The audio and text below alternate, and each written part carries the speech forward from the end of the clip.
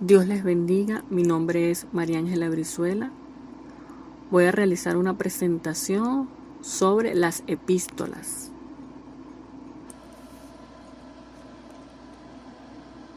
Una epístola es el escrito extenso destinado a muchas personas con valor didáctico y duradero.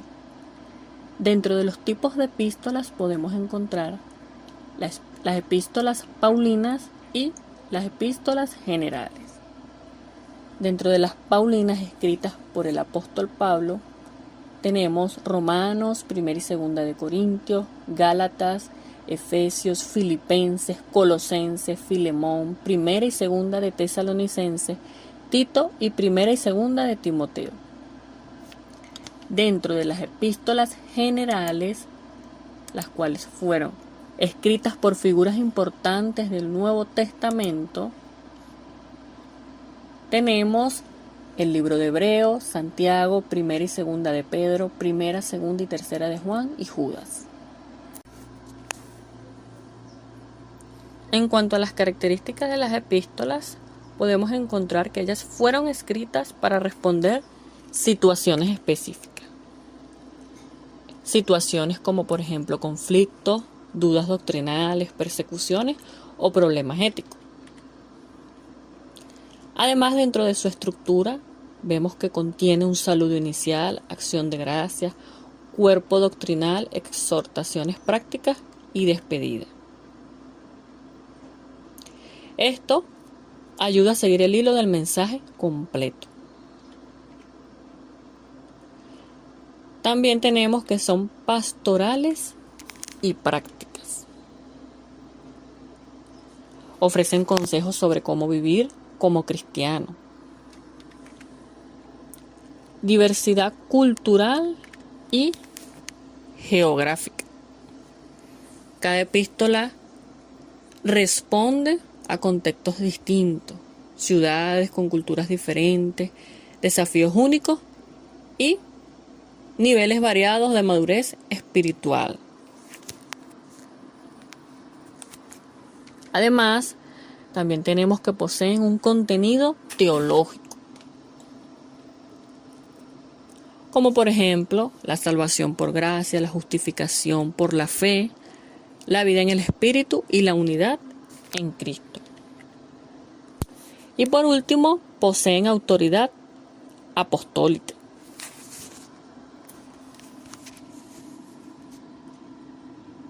Seguidamente vamos a estudiar las partes de las epístolas. Vemos que ellas se encuentran definidas primero con una apertura o salutación. En ella podemos encontrar el nombre del autor, los destinatarios y un saludo inicial. También acción de gracias. En esta parte el autor expresa gratitud. Tercero, vemos que contiene el cuerpo doctrinal. Ahí es donde se expone la enseñanza. La cuarta vemos que son exhortaciones prácticas. Aquí vemos que hay una aplicación directa a la vida diaria. Y por último vamos a encontrar una despedida. Cierre con palabras de paz o bendiciones.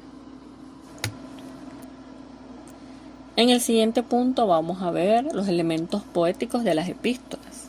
Vamos a mencionar algunos de ellos y es importante estar preparados para interpretarlos. El primero es las metáforas. Vemos en Efesios 2:2 un ejemplo, edificados sobre el fundamento de los apóstoles y profetas. Las metáforas entonces nos van a ayudar a transmitir verdades abstractas. Segundo, vemos que también dentro de los elementos poéticos tenemos preguntas retóricas. En Romanos 8:31 nos dice, entonces, ¿qué diremos a esto? Si Dios está por nosotros, ¿quién estará contra nosotros? Estas preguntas retóricas nos ayudan a enfatizar ideas y provocan reflexión. La siguiente, la paradoja. Dice en 2 Corintios 12:10, porque cuando soy débil, entonces soy fuerte. En las paradojas también va a provocar reflexión y muestra verdades complejas. El siguiente vemos discursos dirigidos a interlocutores imaginarios. En este punto tenemos como ejemplo 1 Corintios 15:55 que nos dice, ¿dónde está, oh muerte, tu victoria? Acá vemos que se dramatiza la victoria de Cristo como figura simbólica. Y por último, proverbios y máximas. Acercaos a Dios y Él se acercará a nosotros. En Santiago 4:8 lo dice. Estos proverbios y máximas son frases breves y sabias que facilitan la memorización. Adicionalmente, podemos mencionar la repetición, como por ejemplo el versículo que dice, regocijaos en el Señor siempre. Otra vez digo, regocijaos.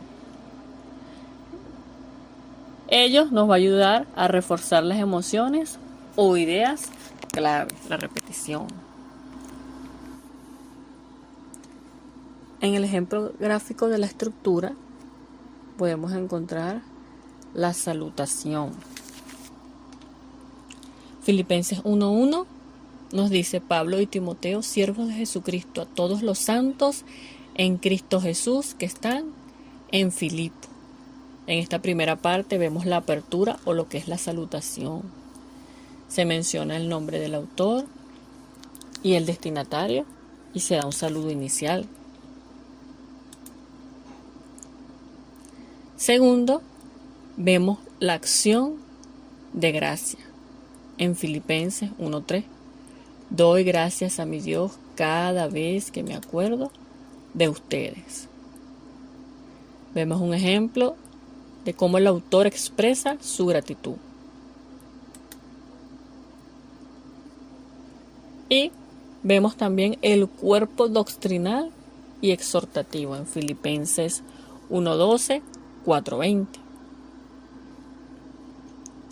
Vemos que reflexiona sobre su encarcelamiento y cómo ha servido para el avance del Evangelio.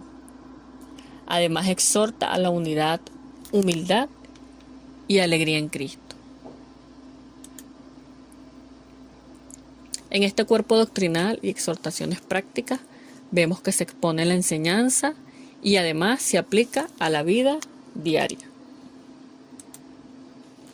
Y por último vemos la despedida y bendición final. Filipenses 4:21, 23, que dice así. La gracia del Señor Jesucristo sea con vuestro espíritu. Saludos personales, bendición final.